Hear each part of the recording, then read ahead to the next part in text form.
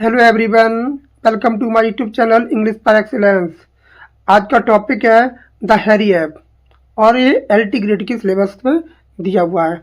और जो भी चीज़ पढ़ेंगे हम एलटी ग्रेड के सिलेबस के अकॉर्डिंग पढ़ेंगे। एलटी ग्रेड की एग्ज़ाम डेट आ चुकी है, 18 जनवरी को पेपर है 2026 में। तो उसी के अकॉर्डिंग हम चीज़ों को पढ़ रहे हैं। तो स्टार्ट करते हैं सेशन को। अगर आप हमारे चैनल पर न्यू हैं तो चैनल को सब्सक्राइब जरूर कर लें और बेल आइकन प्रेस कर लें। हमारे चैनल पर वीकली शेड्यूल को अपलोड कर दिया गया है, उसके अकॉर्डिंग चीज़ों को पढ़ते हैं। तो स्टार्ट करते हैं। पहले पढ़ेंगे हम यूजिन ओ नील की बायोग्राफी, क्योंकि पेपर में बायोग्राफी भी पूछी जाती है। तो Eugene O'Neill at a glance, इनका फुल नेम याद रखेंगे, बहुत इंपॉर्टेंट है। यूजिन गेलंड स्टोन ओ नील, इसको याद रखेंगे, लिख लो, ये पेपर में पूछा जाता है फुल नेम। इनका जन्म हुआ था 16 अक्टूबर 1888, इनका जन्म हुआ है। प्लेस का नाम है Barrett House on Broadway at 43, ये हाउस का नाम है। न्यूयॉर्क सिटी, यूनाइटेड स्टेट्स में इनका जन्म हुआ है। इनके फादर थे जेम्स ओनील, जो क्या थे, फेमस स्टेज एक्टर थे। इसको भी नोट डाउन कीजिए। मदर थी मैरी एलन कोलन ओनील, जो सफ़र थी फ्रॉम मॉर्फाइन एडिक्शन से। ये क्या एक्स्ट्रा इन्फॉर्मेशन है, इसको भी नोट डाउन कर लीजिए। He was born into theatrical family which deeply influenced his dramatic imagination। इस लाइन को भी नोट डाउन कीजिए। डेथ हुई थी इनकी 27 नवंबर 1953। प्लेस था Sheraton hotel, Boston, Massachusetts, USA. इस जगह को याद रखना है। इनकी डेथ हुई थी age at death of 65 years, और 65 साल की उम्र में इनकी डेथ हो गई थी। और डेथ का कारण क्या था, ये थे cerebral cortical atrophy brain disease, ये इनको डिजीज थी, इसके कारण इनकी मृत्यु हो गई थी। अब इनके लास्ट वर्ड थे his last words were said to B.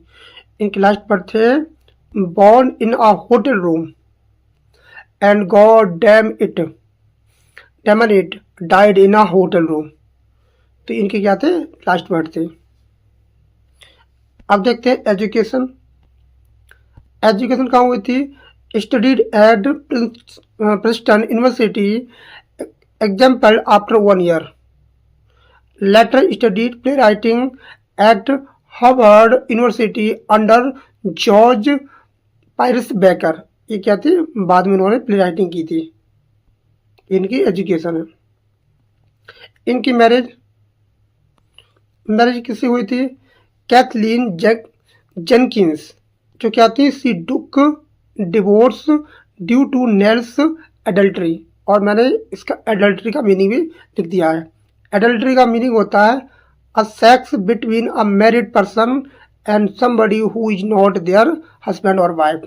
किसी ऐसे व्यक्ति से संबंध बनाना जो उसका पति ना हो, किसी दूसरे मर्द से संबंध को बनाना। और ये 1 वर्ड में पूछा जाता है एडल्ट्री का मतलब। एक लेसन और है, एक साइंस फिक्शन है, उसमें भी दिया है एडल्ट्री वाला लेसन। तो इन्होंने डिवोर्स दे दिया था। क्योंकि एडल्ट्री में पाए गए थे ओनील्स। दूसरी पत्नी थी इनकी एंजिन्स बॉल्टन, जो भी क्या थी, डिवोर्स दे दिया था इनको भी। तीसरी पत्नी थी कार्लोटा मॉन्टेलरी, इनकी तीसरी पत्नी थी। ये वाली ज़्यादा इंपॉर्टेंट है, ऊपर वाली। अवार्ड्स, इनको नोबेल प्राइज मिला था इन लिटरेचर 1936। इसको नोट डाउन कर लीजिए, first American dramatist to receive it. और ये इम्पोर्टेंट लाइन है, इसको नोट करिए कि इनको पहले अमेरिकन ड्रामेटिस्ट थे जिनको नोबेल प्राइज दिया गया था। Four Pulitzer prizes for drama 1920, 1922, 1928, 1957 posthumous. और एक और थे रॉबर्ट फ्रॉस्ट, उनको भी 4 टाइम्स पुलित्जर अवार्ड्स मिला था। तो इस बात को नोट करें, एक थे रॉबर्ट फ्रॉस्ट, इनको 4 बार मिला था, और क्या थे, यूजिन ओ नील थे, इनको 4 बार पुलित्जर अवार्ड मिला है। इसको नोट कर लीजिए। Widely regarded as the father of modern American drama, क्या थे, father of modern American drama बोले जाते हैं। अब देखते हैं इनके मेजर वर्क्स, क्रोनोलॉजिकल ऑर्डर में पढ़ते हैं क्योंकि वर्क से भी क्वेश्चन पूछ लेता है। 1916 बाउंड ईस्ट फॉर कार्डिफ, ये क्या है, 1 एक्ट डिबेट है जो realistic portrayal for of sailors lives के बारे में बताती है। 1918 बियॉन्ड द होरिजन, जो फर्स्ट फुल लेंथ प्ले था, बॉन पुलित्जर प्राइज 1920। इसको नोट कर लीजिए क्योंकि पहली बार इसी प्ले के द्वारा इनको पुलित्जर प्राइज दिया गया था। 1920 द एम्परर जॉन्स, एक साइकोलॉजिकल एंड एक्सप्लेनेटिव ड्रामा है ये। नेक्स्ट आपका दिया है 1920 द हैरी ऐप, जो आज का हमारा टॉपिक है। द हैरी ऐप बहुत ही ज़्यादा इंपॉर्टेंट है, और ये क्या है, expressionist play about class struggle and identity crisis के बारे में बताता है, क्लास के बारे में बताया गया है इसमें। ये इसकी क्या है, ये थीम है इसकी। 1922 अन्ना क्रिस्टी, ये क्या है, born Pulitzer prize story of redemptions and family के बारे में बताता है। ये भी बहुत इंपॉर्टेंट है, इनको पुलित्जर अवार्ड मिला था इससे। नेक्स्ट आपको दिया है 1922 डिजायर अंडर द एल्म्स, जो इंस्पायर करता है by Greek tragedy, passion, guilt और punishment. 1928 Strange Interlude, born Pulitzer prize, इससे क्या मिला था, पुलित्जर प्राइज मिला था। और इसको नोट कर लीजिए, used inner monologues and psychology. 1931 Mourning Becomes Electra, ये ट्राइलॉजी है ये, जो मॉडल्ड एन एस क्लेसिस ऑस्ट्रिया फैमिली ट्रेजेडी है ये ट्रेजेडी ध्यान रखना। 1933 ओ वाइल्डरनेस, ये क्या है, ओनली कॉमेडी, ये केवल अकेली कॉमेडी इनकी, जो नॉस्टैल्जिया पोर्ट्रेट ऑफ यूथ के बारे में बताती है।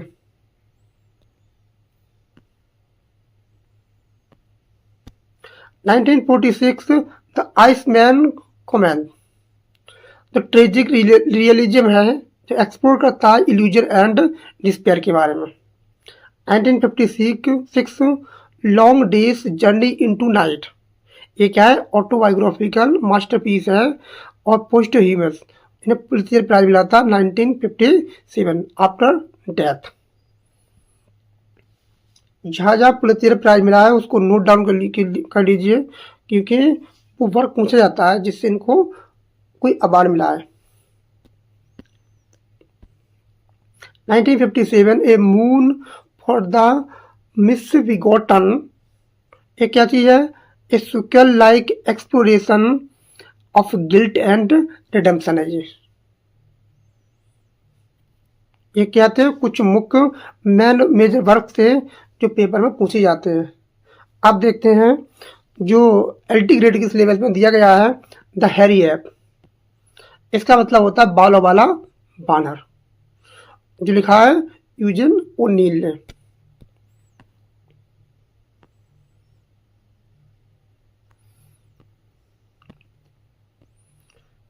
टाइटल, इसका टाइटल है द हैरी ऐप। इसका सब टाइटल है, इंपॉर्टेंट है, इसको नोट कर लीजिए, a comedy ancient and modern life. ये क्या है, इसका टाइटल है। प्ले राइट आपको पता ही है, यूजिन गिलेंड स्टोन नील इनका फुल नेम है। ये प्ले लिखा गया था 1921 में और फर्स्ट परफॉर्म हुआ था 1922 बाय द प्रोविंसी टाउन प्लेयर्स के द्वारा। ये 1922 में परफॉर्म किया गया है। इसका जॉनरा क्या है, इसका जॉनरा है एक्सप्रेशनिस्ट ट्रेजेडी है, जो क्या है, सोशल सटायर है।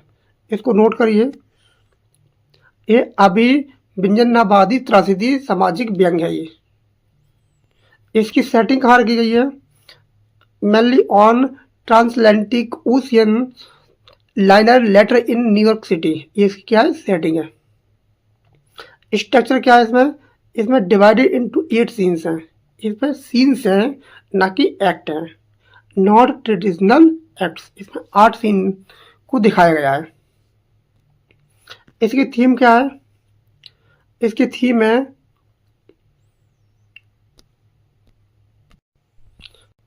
थीम है क्लास कॉन्फ्लिक्ट है, इसमें देखने को मिलता है। आइडेंटिटी क्राइसिस मिलता है, डिह्यूमनाइजेशन एंड इंडस्ट्रियल सोसाइटी देखने को मिलती है, और लॉस ऑफ बिलोंगिंग। इसकी टोन कैसी है, इसकी टोन है ट्रेजिक, सिंबॉलिक और साइकोलॉजिकल, इसकी टोन है। अब पढ़ते हैं characters of the Harry app. इसमें कौन कौन से कैरेक्टर हैं,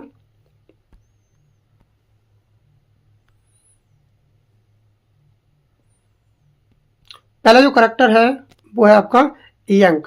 इसका पूरा नाम है रॉबर्ट स्मिथ। इसको यंग करके बुलाते हैं, जबकि इसका नाम क्या है, रॉबर्ट स्मिथ। द प्रोटैगनिस्ट है ये, इस प्ले का कौन है, प्रोटैगनिस्ट है। अ स्ट्रॉन्ग स्टॉकर फायरमैन है ये, on A ship who represent the working class, जो रिप्रेजेंट करता है वर्किंग क्लास के लिए, एंड स्ट्रगल्स विद आइडेंटिटी, और संघर्ष करता है अपनी आइडेंटिटी के लिए। जहाज का मजदूर जो वर्गीय संघर्ष और अपनी पहचान की तलाश में है। दूसरा करैक्टर है मिल्ड्रेड डगलस, बहुत ही ज़्यादा इंपॉर्टेंट है ये, और यही क्या करती है, यंग की मजाक बनाती है, उसे जानवर कह के बुलाती है, जंगली कह के बुलाती है। Daughter of wealthy steel tycoon, wealthy tycoon की बेटी है, जो रिप्रेजेंट करती है द अपर क्लास, जो अपर क्लास को करती है, जबकि यंग करता है लोअर क्लास को, वर्किंग क्लास के लिए। तो who humiliates Yank by calling him a filthy beast, उसे जानवर बोलती है। एक अमीर उद्योगपति की बेटी है, जो यंग को गंदा जानवर कहकर अपमानित करती है। नेक्स्ट कैरेक्टर है पैडी। पैडी कौन है, पैडी एन ओल्ड फायरमैन है, जो who longs for the old selling days, और सिम्बलाइज करता है नॉस्टैल्जिया एंड लॉस्ट ह्यूमैनिटी के लिए सिम्बलाइज करता है। ये बूढ़ा नाविक है, जो पुराने जहाज चलाने के लिए के दिनों को याद करता है। ये मानवीय मूल्यों का प्रतीक है। ये बहुत इंपॉर्टेंट है ये पैडी। लॉन्ग कौन है, लॉन्ग जो है ये सोशलिस्ट माइंडेड वर्कर है, जो क्रिटिसाइज करता है क्लास इनइक्वालिटी के लिए एंड कैपिटलिज्म के लिए क्रिटिसाइज करता है long.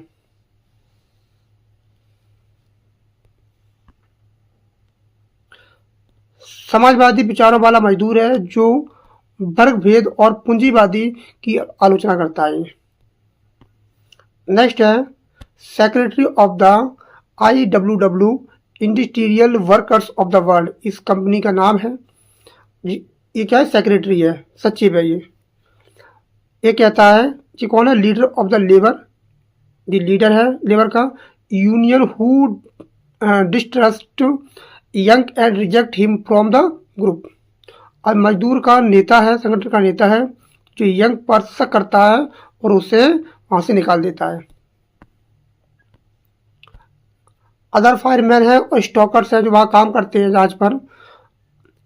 Represent the collective working, जो class work in the ships engine room, ये कुछ जहाज है, शिप है, उस पर क्या करते हैं लोग, काम करते हैं मजदूर। एक श्रमिक वर्ग का प्रतीक समूह है जो जहाज की इंजन रूम में काम करता है। फर्स्ट इंजीनियर है, ये कौन है, रिप्रेजेंट करता है authority and mechanical control over workers. Workers अधिकारी वर्ग का प्रतिनिधि है जो मजदूरों पर हुकूमत करता है, फर्स्ट इंजीनियर।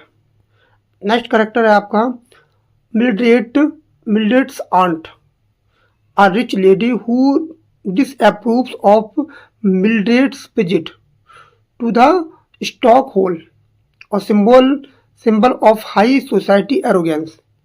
यह अमीर वर्ग की महिला है जो मिल्ड्रेड की मजदूरों के बीच जाने को आलोचना करती है, कि वहाँ जाने से मना करती है। जो मिल्ड्रेड है उसको कहती है कि मुझे मजदूरों को देखना है, उनके पास जाना है, और ये क्या करती है, विरोध करती है। नेक्स्ट है गोरिल्ला एट द जू। अब जू का आता है गोरिल्ला, करेक्टर है ये gorilla. Symbolic figure of represents primitive instinct and man's lost identity. ये प्रतीकात्मक पात्र है जो आदिम मानव प्रवृत्ति और पहचान के खो जाने का प्रतीक है। ये जो यंग है वो कैसा दिखता है, गोरिल्ला जैसा दिखता है। कुछ गार्ड हैं, पुलिसमैन हैं, प्रिजनर्स हैं, पासरबाई हैं, कुछ राहगीर हैं, कैदी हैं, पुलिसकर्मी हैं, उसमें दिखाए गए हैं जो रिप्रेजेंट करते हैं society of indifference and alienation, समाज के विभिन्न वर्गों के लोग जो यंग के प्रति उदासीन हैं। कुछ कैरेक्टर है जो सिंबलाइज करते हैं, जैसे यंग जो है वो सिंबलाइज करता है modern industrial man, strength without belonging. आधुनिक मजदूर है जो शक्ति तो है पर अपमान नहीं है, मतलब सम्मान नहीं होता है उसका, शक्ति तो बहुत भरपूर है, बहुत ताकतवर आदमी है ये। नेक्स्ट है आपका Mildred, upper class hypocrisy and cruelty, उच्च वर्ग की क्रूरता और दिखावा को दर्शाती है मिल्ड्रेड डगलस। पैडी क्या दिखाता है, the past human spirit and lost harmony, पुराने मानवीय युग की स्मृति में डूबा रहता है, अपने पुराने दिनों को याद करता है ये। गोरिल्ला रिप्रेजेंट करता है primitive nature lost identity of man, मानव की आदिम प्रवृत्ति और खोई हुई पहचान को शो करता है। लॉन्ग रिप्रेजेंट करता है अवेयरनेस ऑफ क्लास स्ट्रगल, वर्ग संघर्ष की चेतना को अवेयरनेस करता है। अब पढ़ते हैं the Hairy Ape scene wise summary in Hindi. इसमें 8 सीन है, ध्यान रखेंगे। सीन 1 जहाज के इंजन रूम से शुरू होता है, द फायरमैन्स फोर कैसल, यहाँ से शुरू होता है सीन 1। इसमें 8 सीन है। पहला दृश्य एक विशाल समुद्री जहाज के इंजन के रूम में घटित होता है। यह यंग नाम का व्यक्ति और उसके साथी मजदूर जो है स्टॉकर्स हैं, वो शराब पीते हैं, धुआं और गर्मी में काम करते दिखाई देते हैं।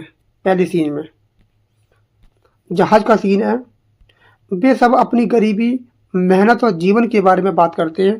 सभी लोग मिलकर क्या करते हैं, बात करते हैं। यंग उनमें सबसे मजबूत और प्रभावशाली व्यक्ति है, बहुत ताकतवर इंसान है और उसके ताकत पर बहुत ज़्यादा प्राउड है अपनी। वह अपने काम पर गर्व करता है और कहता है कि वह दुनिया को चलाता है। आई मूव द वर्ल्ड, ये इंपॉर्टेंट लाइन है, ये बोलता है यंग। वह मानता है कि अमीर लोग सिर्फ ऊपर रहते हैं, असली ताकत तो मजदूर में है जो जहाज और दुनिया को चलाते हैं, ये कहता है यंग। इसका मतलब क्या हुआ, प्रतीकात्मक अर्थ क्या हुआ इसका, ये दृश्य औद्योगिक युग के मजदूरों की स्थिति को दिखाता है जहां वे मशीनों का हिस्सा बन गए हैं। यंग का बिलोंगिंग यानी अपमानवाद के दृश्यों को टूट जाता है, यंग का टूट जाता है। सी नंबर 2 डेक पर मिल्ड्रेड का आगमन। जो मिल्ड्रेड डगलस है वो यहाँ घूमने के लिए आती है। मिल्ड्रेड विजिट्स द स्टॉकर्स, मजदूरों के पास घूमने के लिए आती है। अब दृश्य जहाज के ऊपरी हिस्से का है, तब नीचे नीचे हिस्से का था, अब ऊपरी हिस्से का है। डेक पर हिस्से डेक पर बदल जाता है। मिल्ड्रेड डगलस एक अमीर उद्योगपति की बेटी है, अपनी चाची के साथ, चाची का नाम क्या है, द मिल्ड्रेड्स आंट है, केवल इतना बताया गया है, के साथ यात्रा कर रही है। वह गरीब मजदूरों को देखने के लिए नीचे इंजन रूम में जाती है। मजदूरों को देखने के लिए इंजन रूम में जाती है। ये जब वह यंग और उसके गंदे पसीने से तर शरीर को देखती है, यंग को देखती है, तो घृणा से चिल्ला उठती है, बहुत तेज चिल्लाती है और कहती है, ओ ताई फिल्दी बीस्ट, गंदा जानवर। उसे गंदा जानवर कह के पुकारती है। ये शब्द यंग के गर्व को तोड़ देता है। उसे घमंड था कि मैं सबसे ज्यादा ताकतवर हूँ और मुझसे ताकतवर कोई नहीं है, मैं दुनिया को चलाता हूँ। तो उसे बात को सुनकर, मिल्ड्रेड डगलस की बातों को सुनकर टूट जाता है। वह पहली बार महसूस करता है कि अमीर वर्ग उसे जानवर समझता है। वो अपने आप को बहुत ज़्यादा शक्तिशाली व्यक्ति मानता है, लेकिन पहली बार उसको एहसास होता है कि जो अमीर लोग होते हैं, पैसे वाले लोग होते हैं, वो उसे जानवर मानते हैं। इसका अर्थ क्या हुआ? ये दृश्य वर्गभेद, क्लास कॉन्फ्लिक्ट को दर्शाता है और अमीर गरीब के बीच मानसिक दूरी को उजागर करता है, ये वाला सीन।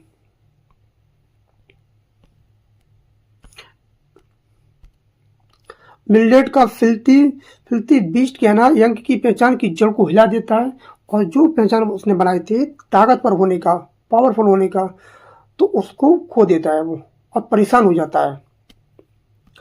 सीन नंबर थर्ड कहता है कि अपमान के बाद यंग का आक्रोश, यंग्स रिएक्शंस।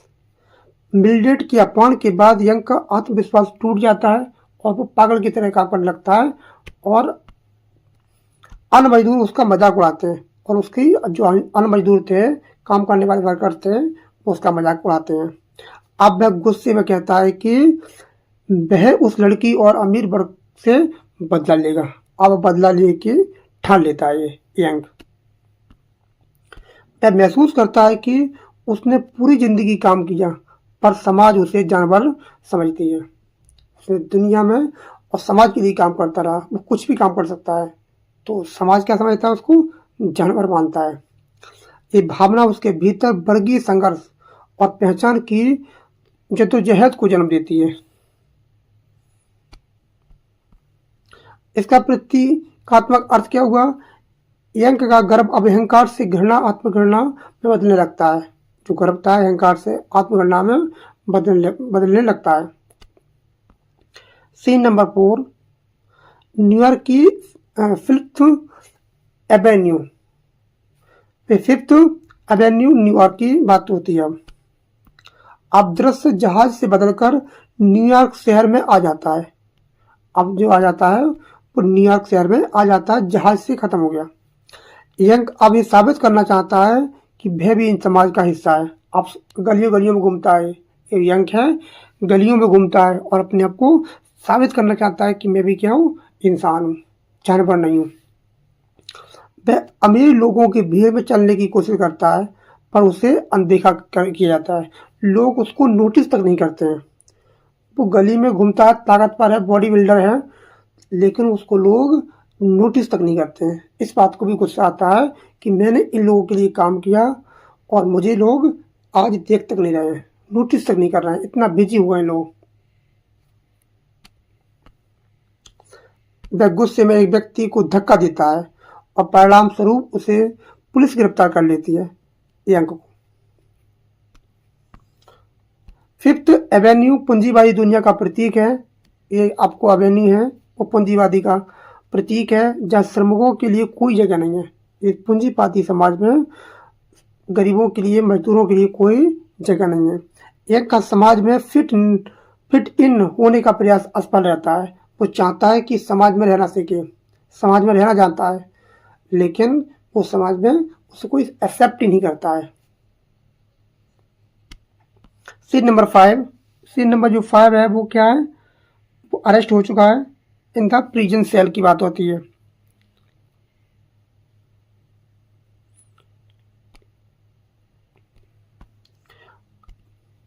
अब यंग जेल में है, अब वो जेल में है, पकड़ा जा चुका है पुलिस के द्वारा। वह वहां अन्य कैदियों से बात करता है और industrial workers of the world, इसकी फुल फॉर्म पेपर में पूछ लेता है। Industrial workers of the world IWW संगठन के बारे में जानता है। मैं लोगों को बताता है कि मैं उस जो industrial workers of the world है उसके बारे में मैं जानता हूँ। अन्य कैदियों से बात कर रहा है।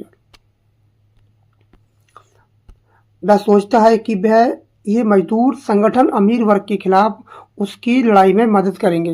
वह मानता है कि जो लोग जेल में हैं, प्रिजन में हैं, वो उसकी मदद तो जरूर करेंगे। लेकिन जब वह IWW की विचारधारा को समझने की कोशिश करता है तो उससे एहसास होता है कि वह उनकी भाषा में नहीं समझते हैं। लोग जो लोग कैदी थे वो ऐसी बात करता है, उसकी भाषा को लोग नहीं समझ पा रहे थे। इसका अर्थ क्या हुआ? यंग अब अपने ही वर्ग से कटने लगा है, मजदूर वर्ग से भी कटने लगा है। अब वह अमीर वर्ग और मजदूर वर्ग दोनों के बीच का क्या है, फंसा हुआ है। ना उसे एक्सेप्ट कर रहा है मजदूर वर्ग, ना एक्सेप्ट कर रहा है आपका जो जो अमीर लोग हैं वो भी एक्सेप्ट नहीं कर रहे हैं। वो भी लोग मतलब बीच में फंस गया है, किसी को पसंद नहीं आ रहा यंग। ये क्या है? ये अस्तित्ववादी संकट, एक्सटर्नियल क्राइसिस का आरंभ होता है यहाँ से। एक्ट नंबर सीन नंबर 6 शुरू होता है।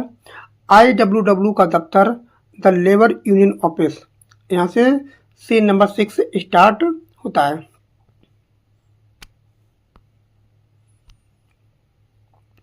जेल से छुटकर यंग IWW की कार्यालय जाता है। वह संगठन से जुड़ना चाहता है पर सचिव को उस पर शक होता है।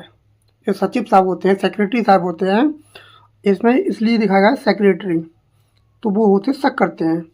उसे जासूस समझकर निकाल दिया जाता है ऑफिस से। अब यंग पूरी तरह अकेला पड़ जाता है। जो वर्कर क्लास थी वो भी उस पर भरोसा नहीं करती है।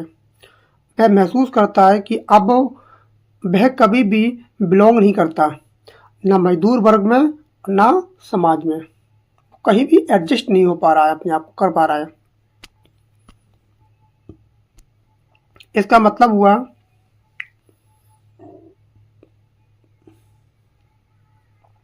ये दृश्य आधुनिक मनुष्य की अकेलापन और असभ्यता को दर्शाता है। सीन नंबर 7 चिड़ियाघर, the zoo scene. The zoo scene क्या है? निराश और अकेला यंग चिड़ियाघर जाता है। वह वहां गोरिल्ला को देखता है और उससे कहता है कि you are me and I am you, तुम मैं हूं तुम, और आई एम यू मैं तुम हूं। उसे लगता है कि अब वही उसका सच्चा भाई है। अब गोरिल्ला को देखकर क्या करता है, उसे क्या समझता है कि यही मेरा क्या है, भाई है, क्योंकि दोनों को समाज ने पिंजरे में डाल दिया है। ये सिम्बलाइज कर रहा है दोनों को, मतलब गोरिल्ला को भी और उसे भी समाज से निकाल के फेंक दिया है। ना मजदूर वर्ग ना अमीर वर्ग उसको एक्सेप्ट कर रहा है। वह गोरिल्ला को आज़ाद करने की कोशिश करता है, लेकिन जैसे ही वह पिंजरा खुलता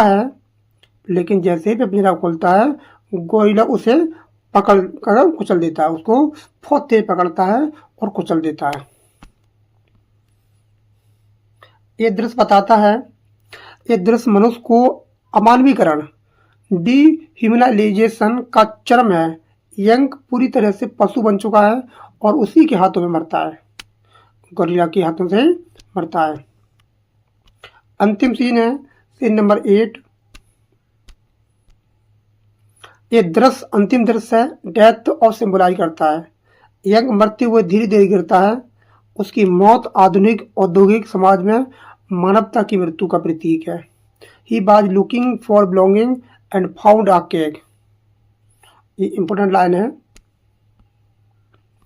इसका मतलब क्या हुआ? गोरिल्ला का पिंजरा आधुनिक सभ्यता को दर्शाता है और यज्ञ की मौत श्रमिक वर्ग की पहचान का अंत कर देती है। ये दृश्य दिखाता है कि मनुष्य मशीन युग में आदमी का आत्म जो है मर चुका है। अब मशीन की युग में अब आदमी का कोई काम नहीं रहा है। इसका सार क्या है पूरा का ओवरऑल?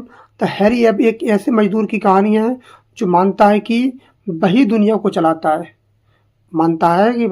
चलाता है, परंतु समाज उसे जानवर कहकर ठुकरा देती है। तो वह अपनी जगह खोजता खोजता अंत में जानवर बन जाता है और जानवर के हाथों ही मारा जाता है।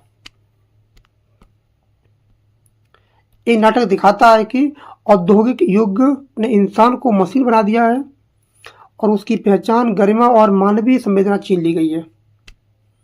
इसकी थीम क्या है? इसकी थीम है class conflict, search for identity, alienation in modern society और ह्यूमनाइजेशन और क्रिटिक ऑफ कैपिटलिज्म। इसकी क्या है? थीम है। अब पढ़ते हैं the Harry app 51 liner question को पढ़ते हैं। तो पहला क्वेश्चन है जो सिंपल है, who wrote the Harry ape? बहुत ही सिंपल क्वेश्चन है, Eugene O'Neill. When by the Harry ape first published? तो 1922। What type of play the Harry app? तो किस टाइप का प्ले है ये एक्सप्रेशनिस्ट प्ले है ये। How many scenes are there in the Harry app? तो कितने सीन है? 8। Who is the protagonist of the Harry app? तो कौन है? Yank. What is the Yank's real name? तो इसका रियल नेम क्या है? Bob Smith. इसका नाम रॉबर्ट स्मिथ है। यह सही कर लीजिए, यह इसका नाम क्या है? रॉबर्ट स्मिथ है।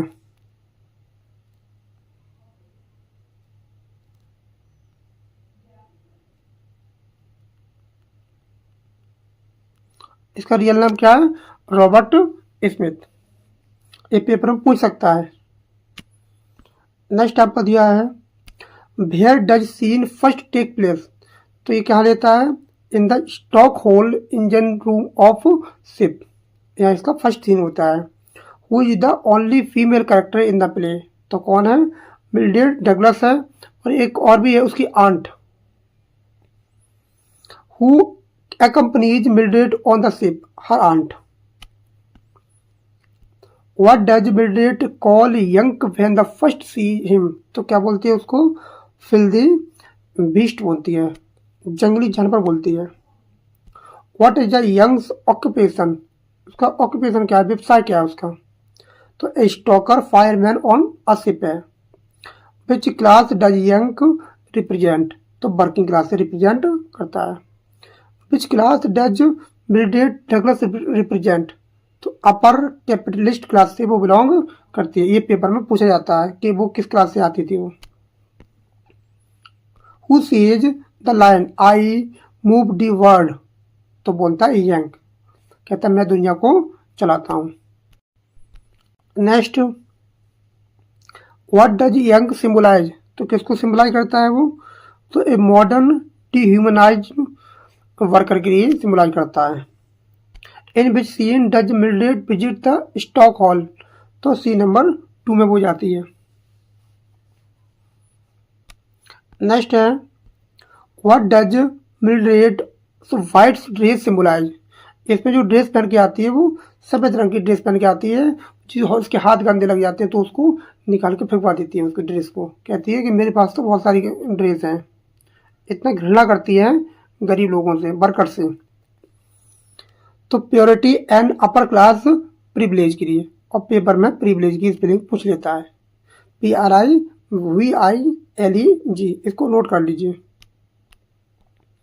नेक्स्ट आपका दिया है what emotion does Yank feel after being insulted by Mildred? जब उसकी बेइज्जती की जाती है मिल्ड्रेड के द्वारा तो महसूस करता है, गुस्सा आता है उसको और ह्यूमिलेशन महसूस करता है वो। What city does Yank visit after the ship journey? तो कहाँ जाता है? न्यूयॉर्क। इंपॉर्टेंट क्वेश्चन है, पूछता है पेपर में कि शिप से उतरने के बाद वो कहाँ गया था अपनी आप की खोज करने के लिए, अपनी पहचान करने के लिए कि समाज उसको एक्सेप्ट करता है या नहीं करता है। On which street of New York does scene number 4 take place? तो ये 5th एवेन्यू में इसका सेटिंग है इसकी, जो सीन नंबर 4 है। What happens to Yank on 5th avenue? तो क्या होता है? He is arrested by, police के द्वारा पकड़ लिया जाता है 5th सीन में। Where does Yank taken after his arrest?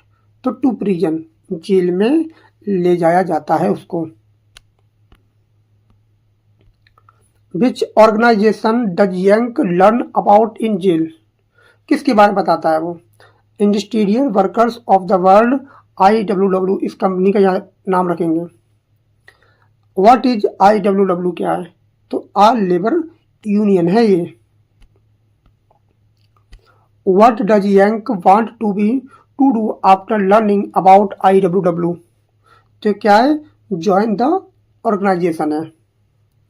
Y does the IWW reject Yank? उससे रिजेक्ट क्यों कर दिया जाता है? They think he is a spy, उसको जासूस मानते हैं वो लोग। What is the final setting of the play? इसकी फाइनल सेटिंग है जू में, यहाँ इसकी डेथ होती है। Which animal does Yank identify with? Gorilla, और गौरीला के भी स्पेलिंग पूछी जाती है। What does Yank say to the gorilla? क्या कहता है गौरीले से? You are me and I am you. What happen to Yank in the end? तो he is killed by the gorilla, gorilla के द्वारा उसे मार दिया जाता है। नेक्स्ट है, what does Yank's death symbolise? उसकी जो डेथ है वो सिंबलाइज करती है the destructions of mains industrial society के लिए। What does the gorilla represent? Gorilla represent करता है प्रिमिटिव स्ट्रेंथ एंड नेचर के लिए। What literary movement influenced the Harry app? तो कौन सा मूवमेंट था? एक्सप्रेनिज्म, इसको नोट कर लीजिए। What is the central theme of the Harry app? इसकी हैरी ऐप की थीम है search for identity and belonging. Which social issue does the play mainly address? तो इसमें क्या इशू दिखाया गया है? क्लास कॉन्फ्लिक्ट, वर्कर क्लास और जो अपर क्लासेस है वो। Who represents the capitalist world in the play? तो कौन है? Mildred Douglas. Who represents the working class? Yank. What does Yank lose after Mildred's insult? तो क्या खोल देता है? His seen sense of belonging. What phrase describes Yank's struggle? तो alienation इसको डिस्क्राइब करती है, शब्द को ध्यान रखेंगे। What type of tragedy is the Harry Ape considered? ये कैसी ट्रेजेडी है? Modern tragedy. जो सब टाइटल था इसका, a comedy of ancient and modern life. What animal imaginary is central to the play? तो कौन है? Ape. What does the word hairy ape signify? ये सिग्निफाई करता है man's primitive nature and dehumanization. Which scene shows the contrast between class most clearly? Scene number 2। तो क्या दिखाता है? कि मिल्ड्रेड्स एंड यंग्स एनकाउंटर को दिखाता है। In which scene does Yank visit the IWW office? Scene number 6 में वो जाता है। What is the tone of the play? एक कैसी टोन है इसकी? डार्क एंड ट्रेजिक है। What is the major conflict in the play? तो man versus society. Which element of modern drama is prominent here? तो कैसा है? एलिनेशन एंड आइडेंटिटी क्राइसिस के बारे में दिखाया जाता है। What is the final message of the play? तो इसका मैसेज आता है modern man has lost his place in the world. Who calls Yank the Harry app? तो कौन बुलाता है? मोस्ट इम्पोर्टेंट है क्वेश्चन। तो Mildred Douglas indirectly through her remark के द्वारा बुलाती है। What does Yank's finally realise before dying? तो क्या महसूस करता है? ही डजंट बिलोंग एनीवेयर, वो उसकी जगह कहीं पर नहीं है। तो ये हमारे 50 क्वेश्चन कंप्लीट होते हैं। और कमेंट में ज़रूर बताएं कि नेक्स्ट वीडियो किस टॉपिक पर बनाई जाए। कल का टॉपिक हमारा कल है फ्राइडे, और फ्राइडे और सैटरडे को जो क्लास चल रही है इडियम्स एंड फ्रेजेस की, उसको कंप्लीट करेंगे। पेपर में वहाँ से क्वेश्चन बनेंगे, 110% बनेंगे, तो उसको हम कंप्लीट करेंगे। उसको कंप्लीट करने के बाद फिर देखते हैं क्या पढ़ना है। जो वोकेब की क्लास होती है फ्राइडे और सैटरडे को चलेगी आपकी वोकेब भी। तो वीडियो को यहीं समाप्त करते हैं। और अगर आप हमारे चैनल पर न्यू हैं तो चैनल को सब्सक्राइब जरूर कर लें, बेल आइकन प्रेस कर लें, और कमेंट में बताया करें कि किस टॉपिक पर वीडियो बनाया जाए। अब जो भी पढ़ाया जाएगा LT ग्रेड से संबंधित पढ़ाया जाएगा। मिलते हैं कल वोकेब की क्लास में। Thanks a lot for watching this video. Have a nice day.